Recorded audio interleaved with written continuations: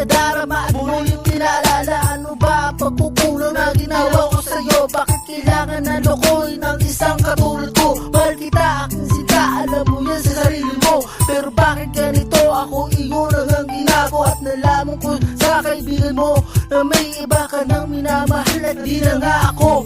Sana naman naisip mo magpapahalaga para sa'yo. Ikaw ang dahilan kung bakit ako muling nagbago. Ikaw ang inspirasyon kung bakit nagawa ko sa isang katulad mo at pinahalaga ang tulad mo. Ngunit bakit ganito? Sinakta mo lamang ako at lahat ng ginawa ko ay baliwala sa'yo. Labis ako umaasa sa mga pangako mo, pero bakit kailangan ng lahat ito ay dahil sa pangako mo? Sana'y malaman sinta, ikaw lang talaga at wala nang iba. Ngunit ang sakit na aking nalaman na may iba ka na at di na talaga.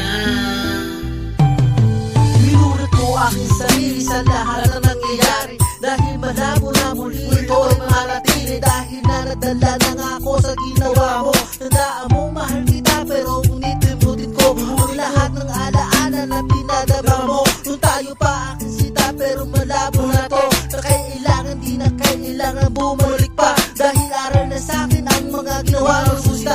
Sobrang sakit na pinadara mo pananakit. Alam mo ba, at tinanim mo puro galit sa aking damdamin. Ikaw ang puro sa'king nagpadama. Alam mo ba na mahal kita, aking sita, ngunit iniingat-ingatan kita sinta.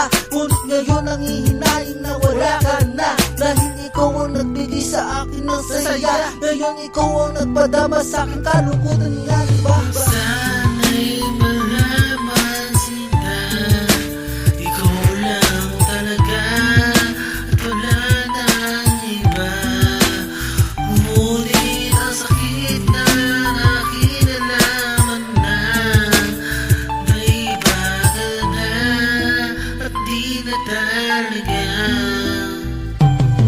Kaya salamat sa pagmamahal na pinadama mo, at salamat din pala sa alaala mo na iniwanan nakatatak sa isipan ko. Ikaw lang talaga sinta, pero malabo na to.